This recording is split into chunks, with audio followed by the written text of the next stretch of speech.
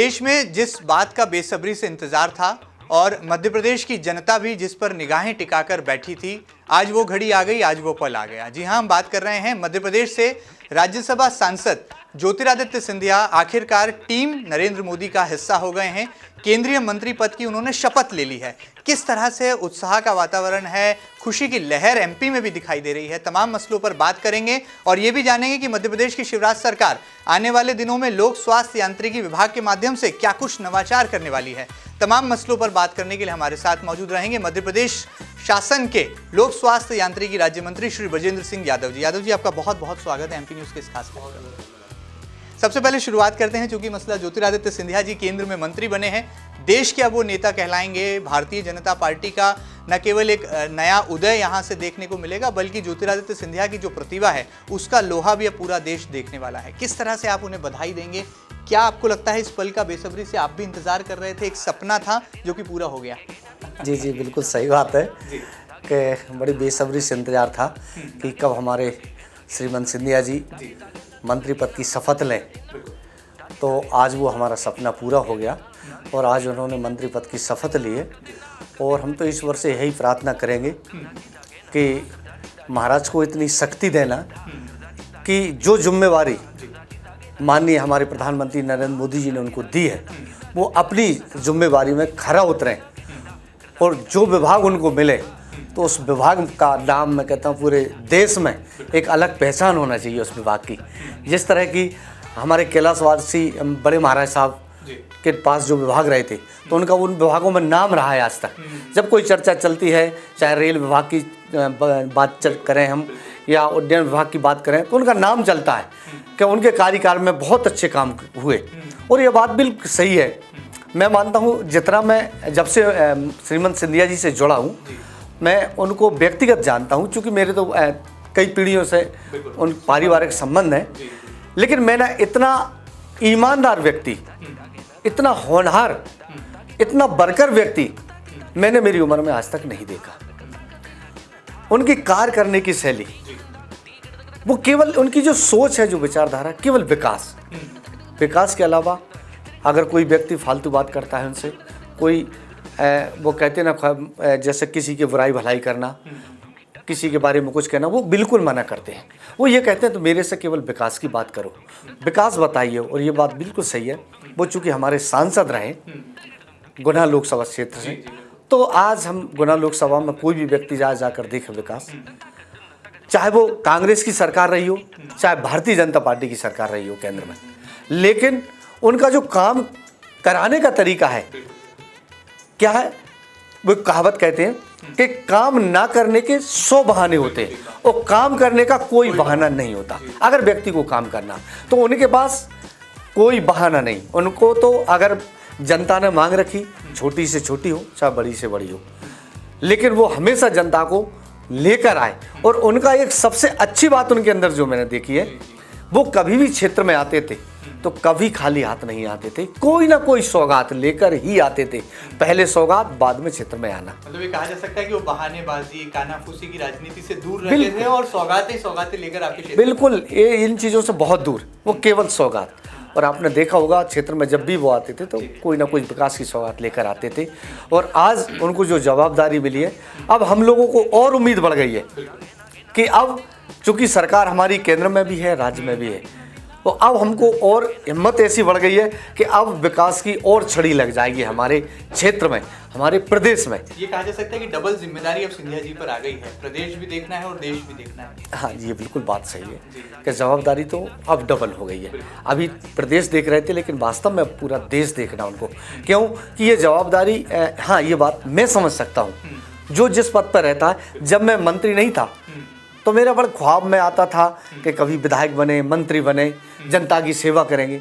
जब जनता के बीच में आए और जब काम देखा और जब जनता मांगती है, काम कराती है, तो तब लगता कि भगवान ये इतनी बड़ी जवाबदारी हमारे ऊपर। तो आज मेरे ऊपर जैसे आज प्रदेश की जवाबदारी, तो इसमें ही मुझको मतलब ये लगता कि मैं कैसे कर पाऊँ, कैसे ये जनता के काम कर पाऊँ, कैसे हो पाएगा ये काम। दिन रात एक कर देते हैं, लेकिन उनके ऊपर तो प्रदेश की और फिर देश की जवाबदारी, एक बहुत बड़ी जवाबदारी उनको मिली है। और मैं समझता हूँ इस बात के लिए, मैं जानता हूँ उनको कितनी भी बड़ी जवाबदारी मिल जाए, आप उनको देखना हंसते हुए मुस्कुराते हुए उस जवाबदारी को पूरा करेंगे। बड़ी बात है, बहुत बड़ी बात, जिम्मेदारी से कह रहे हैं, जवाबदारी की बात कह रहे हैं। प्रदेश के मंत्री भी हैं और बृजेंद्र सिंह यादव जी युवा हैं, इसलिए अपने युवा नेता यानी कि ज्योतिरादित्य सिंधिया को जो बड़ी जिम्मेदारी मिली है उससे डबल जिम्मेदारी मानते हैं। पहले प्रदेश देख रहे थे, अब पूरा देश वो देखने वाले हैं। देखना बहुत लाजमी होगा कि आने वाले कल में ज्योतिरादित्य सिंधिया किस मंत्रालय की कमान संभालते हैं और कैसे इस दायित्व का निर्वहन करते हैं। आगे बढ़ते हैं। माननीय मंत्री जी, किस तरह से आप अपने विभाग की आज समीक्षा बैठक लेने आए थे? तमाम अफसरों की हमने सुना है कि आपने मैराथन बैठक ली है, क्लास ली है अफसरों की, क्या निर्देश आपने दिए हैं और मध्य प्रदेश में लोक स्वास्थ्य यांत्रिकी विभाग में आखिर क्या क्या नवाचार आप करने वाले हैं? आपके पास क्या एक्शन प्लान है? हाँ, ये बात सही है कि आज मेरी मीटिंग लगभग 6 घंटा लगातार चली है। मैंने चूँकि ये प्लानिंग बनाई है कि हम प्रदेश में सबसे पहले संभाग वाइज संभाग हमारे विभाग की समीक्षा मीटिंग करेंगे, क्योंकि जो जवाबदारी अगर मिली है तो मैं चाहता हूँ कि उस जवाबदारी पर अपन खरा उतरें और उसको पूरी निष्ठा और ईमानदारी से उस जवाबदारी को निभाएं। क्योंकि आपको सबको मालूम होना चाहिए कि 15 अगस्त 2019 को माननीय प्रधानमंत्री नरेंद्र मोदी जी ने लाल किले से ये घोषणा की थी कि हम 2024 तक देश के हर एक गांव में, हर एक घर में स्वच्छ पेयजल उपलब्ध कराएंगे। और ये वास्तव में किसी व्यक्ति ने कल्पना नहीं की होगी कि इतनी बड़ी योजना और इतनी बड़ी घोषणा कि देश के हर गांव में, हर घर में स्वच्छ पेयजल।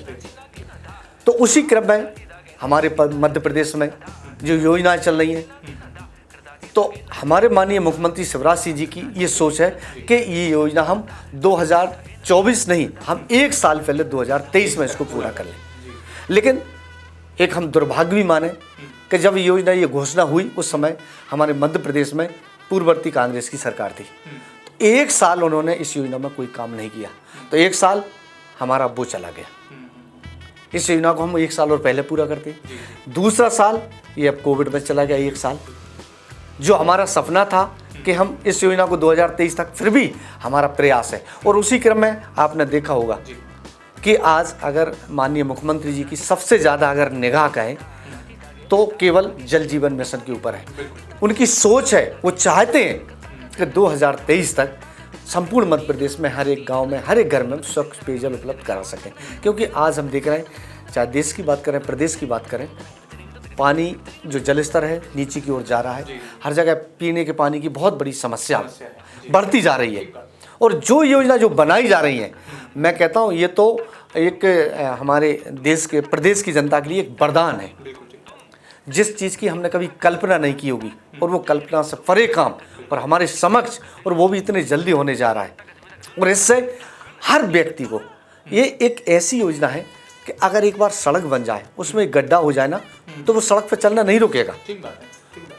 लेकिन अगर ये योजना एक बार बन गई और चालू हो गई, तो ये समझ लो कि लोगों की पूरी जिंदगी बदल जाएगी। जल ही जीवन, जल ही जीवन है। जल है तो कल है।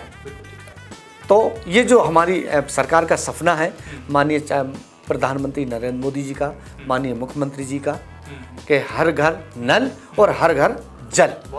तो इसके तहत जो मेरे विभाग में, चूँकि मुझे जो विभाग मिला है तो जवाबदारी मिली है, तो मैं भी चाहता हूँ कि अगर ये समय मुझको मिला है तो ये समय में एक पल भी व्यर्थ ना गवाऊँ और जो कर सकते हैं हम अच्छा से अच्छा कर सकते हैं जनता की सेवा। देखो, जनता जब जनप्रतिनिधि कोई चुनती है तो केवल एक ही उम्मीद से चुनती है कि हम जिसको चुनने जा रहे हैं ये हमारे लायक है या नहीं, ये हमारी सेवा करेगा कि नहीं, ये हमारा काम करेगा कि नहीं।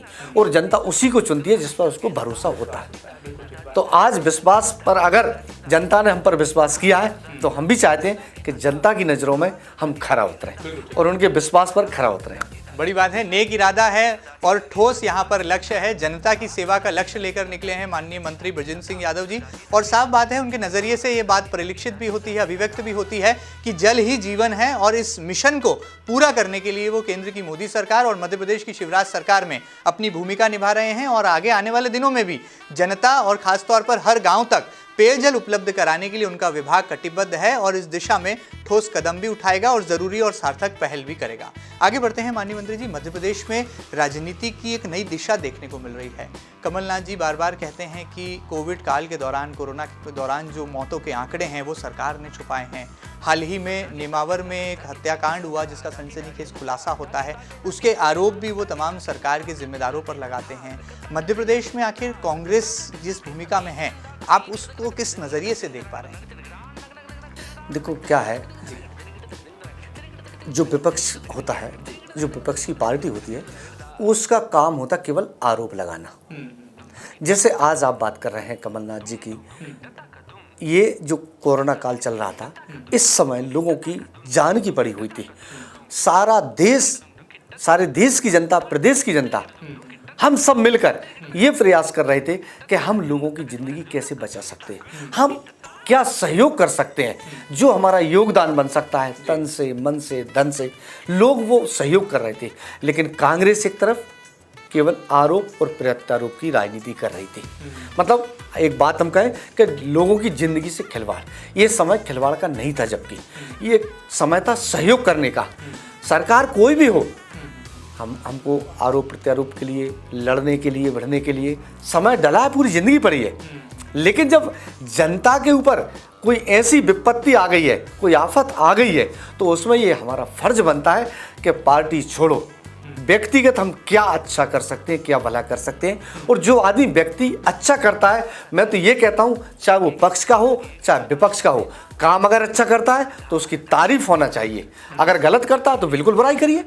तो मैं कहता हूँ शिवराज सिंह जी ने, मैं समझता हूँ इस बात के लिए, जब ये महामारी फैल रही थी तो मैं समझता हूँ शायद है 24 घंटे में, चाहे सिंधिया जी हों चाहे शिवराज सिंह जी हों, ये दो लोगों से हमारी ज़्यादा बात होती थी।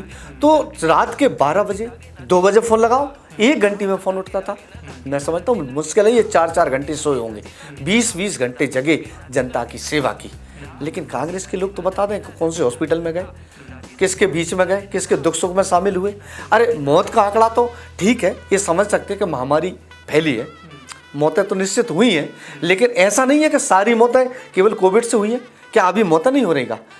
एक कोई हार्ट अटैक से भी होती है, किसी को कैंसर की बीमारी है, किसी को अचानक कोई कई बीमारियों से घिरे हैं। ये तो एक स्वाभाविक है कि जो व्यक्ति अगर इस दुनिया में आया है तो एक दिन जाना तो सबको है, लेकिन समय का पता नहीं है कब किस समय कौन चला है। लेकिन ये बात सही है कि एक महामारी, ऐसी महामारी आई थी कि जिसकी सरकार ने भी इतनी तैयारी करके नहीं रखी थी। क्यों? ये सोचा ही नहीं था कि इतनी विकराल रूप में, और जो हमारी दूसरी स्टेज इतने भयानक रूप में आएगी, वो इतनी तेज गति से आएगी।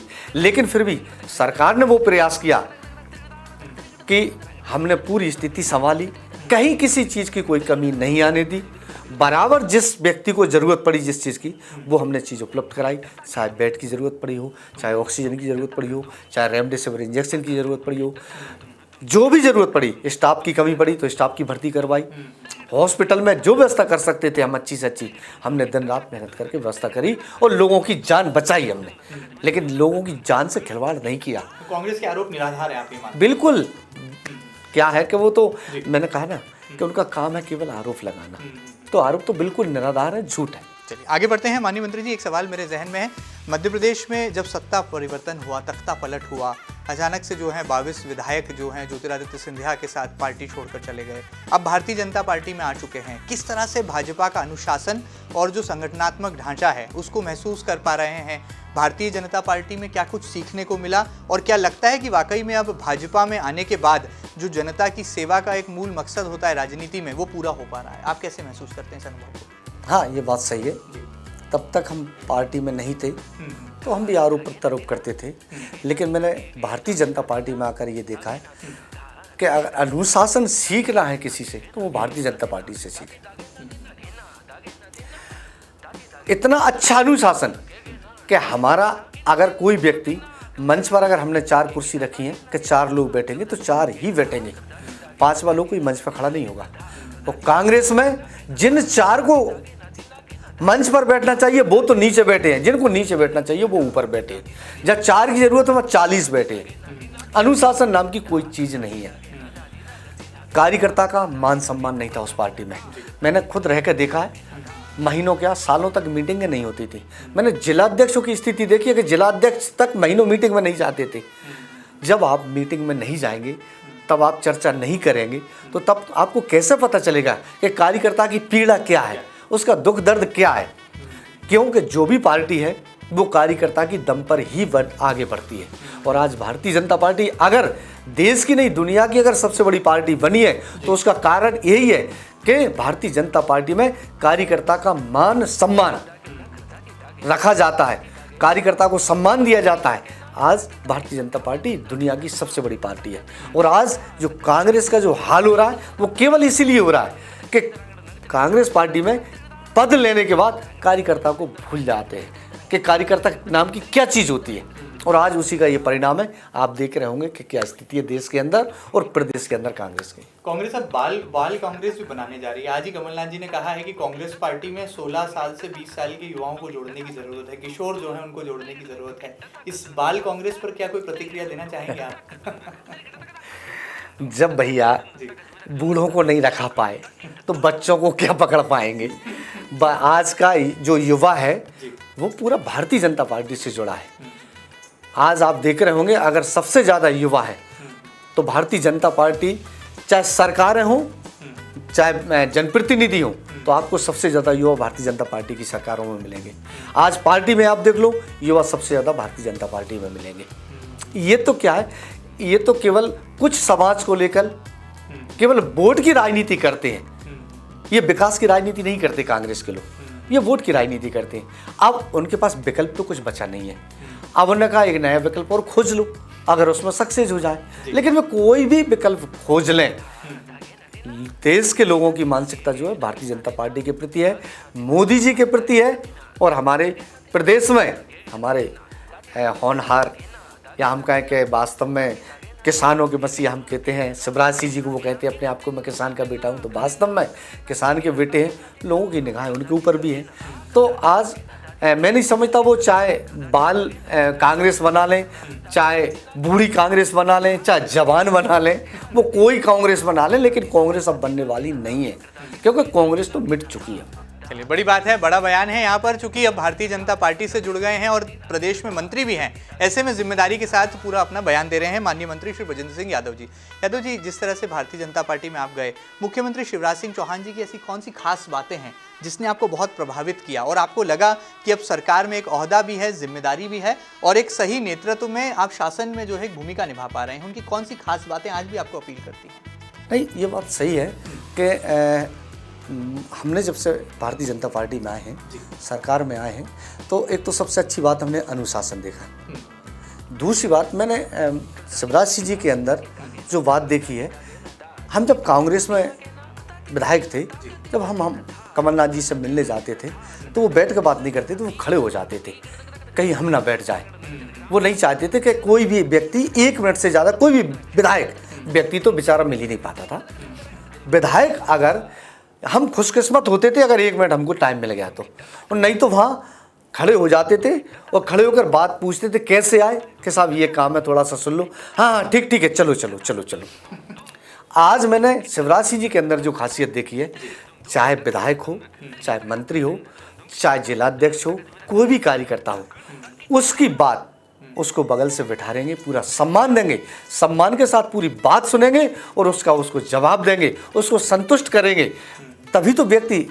आज एक बात बताइए, आज 4थी बार मुख्यमंत्री बनना बहुत बड़ी बात होती है, तो उसके पीछे रीजन जिसके नाम पर सरकार बनी हो 3 बार लगातार, केवल इसी नाम पर और इसी काम पर कि उन्होंने लोगों के दिल जीते हैं, लोगों की समस्या सुनते हैं, उसका समाधान करते हैं, लोगों की बात सुनते हैं, उनको सम्मान देते हैं। हम 15 महीने में, कमलनाथ जी ने 15 मिनट टाइम नहीं दिया होगा 15 महीने में मिलाकर, जबकि हमको एक बैठक में 15 मिनट का टाइम देते हैं शिवराज सिंह जी। मतलब कहा जा सकता है कि कमलनाथ जी से मिलने के लिए आप तरस जाते थे और शिवराज जी यहाँ पर आपसे मिलने के लिए आतुर रहते हैं। ये बात बिल्कुल सही है। हम जहाँ चाहे वहाँ रोक लेते हैं उनको। हम बात करते हैं, भैया मुख्यमंत्री जी ये बात थोड़ी सी, हाँ बताओ क्या बात है, ठीक है हमको टाइम चाहिए, हाँ टाइम ले लो, कितना टाइम चाहिए उतना टाइम मिल जाएगा आपको। मतलब वहाँ मिलने का कोई, और ये बात सही है, कार्यकर्ता को क्या चाहिए? मान सम्मान। भाई व्यक्ति मान सम्मान का भूखा है, सब अपना अपना कमा रहा है, अपना अपना खा रहे हैं, सब अपने अपने धंधे कर रहे हैं, लेकिन जिस पार्टी में अगर मान सम्मान नहीं है तो ऐसी पार्टी में लोग रहकर क्या करेंगे? और जब मान सम्मान मिलेगा तो व्यक्ति तो वहाँ स्वाभाविक जुड़ेगा, और आज उसी का परिणाम है जो आपके सामने दिख रहा है। चाहे देश की बात कर लो, चाहे प्रदेश की बात कर लो, अगर इतना मान सम्मान इनके अंदर होता तो आज ये स्थिति नहीं होती उनकी। अगर सिंधिया जी का सम्मान किया होता, जिसके नाम पर मध्य प्रदेश में सरकार बनी, और उस व्यक्ति का ये सम्मान नहीं कर पाए तो आम जनता का क्या सम्मान करेंगे? ये बड़ी बात है। ये सम्मान की लड़ाई थी, और इसी सम्मान की लड़ाई में लगता है कि सत्ता जो है वो कांग्रेस के हाथों से चली गई और एमपी में फिर बीजेपी का कमल खिल गया। मंत्री जी बहुत सारा समय लिया, जाते जाते आखिर में क्या कहेंगे लोक स्वास्थ्य यांत्रिकी मंत्री और अब अपने नेता ज्योतिरादित्य सिंधिया जो कि केंद्र में मंत्री बन चुके हैं, उन्हें कैसे बधाई देंगे? एमपी के लिए क्या कुछ होने वाला है? एमपी को कितनी सौगातें मिलने वाली हैं? क्योंकि सिंधिया जो हैं वो एमपी के कोटे से ही राज्यसभा में गए और अब यहाँ से केंद्र में मंत्री बने हैं। कितना एमपी का ख्वाब पूरा होगा? कितने एमपी के सपने साकार होंगे? आप क्या खास संदेश मध्य प्रदेश की जनता को देंगे, एमपी न्यूज़ के तमाम दर्शकों को देंगे? नहीं, मैं तो माननीय हमारे राज्यसभा सांसद जो आज उन्होंने मंत्री पद की शपथ ली है, उनको बहुत बहुत बधाई देना चाहता हूं, और ईश्वर से प्रार्थना करता हूं कि उनको इतनी शक्ति देना, इतना आत्मबल देना कि जो जवाबदारी माननीय मोदी जी ने और सरकार ने अगर उनको दी है तो अपनी जिम्मेवारी पर खरा उतरें और एक मध्य प्रदेश में और देश में एक नया पैगाम लेकर आए। देश को लगे कि वास्तव में कोई युवा और कोई ईमानदार व्यक्ति को अगर कोई जिम्मेवारी दी है तो अपनी जिम्मेवारी पर खरा उतरें, और मुझे विश्वास है कि पूरी तरह से निष्ठा और ईमानदारी से वो खरा उतरेंगे और देश का और प्रदेश का नाम रोशन करेंगे। बहुत बहुत शुक्रिया मंत्री, यहाँ पर हमारे साथ जुड़े थे श्री भजन सिंह यादव जी, जो कि बता रहे थे कि किस तरह से वो मध्य प्रदेश में लोक स्वास्थ्य यांत्रिकी विभाग के माध्यम से जल मिशन को न केवल पूरा करने में दिलो जान से जुटे हैं, बल्कि अब उनके नेता ज्योतिरादित्य सिंधिया जो कि केंद्र में मंत्री बन चुके हैं, उनके पास अब डबल जिम्मेदारी आ गई है। और ऐसे में एमपी के तो सपने साकार होंगे ही होंगे, बल्कि देश में भी ज्योतिरादित्य सिंधिया की प्रतिभा का कमाल आने वाले कल में देखने को मिलेगा। एमपी न्यूज़ के इस खास कार्यक्रम में फिलहाल इतना ही। ये खास सेगमेंट आपको कैसा लगा हमें ज़रूर बताइएगा, और ताज़ा तरीन खबरों के लिए कहीं मत जाइएगा, लगातार बने रहिएगा आपके अपने न्यूज़ चैनल एमपी न्यूज़ के साथ। फिलहाल दीजिए इजाज़त, नमस्कार।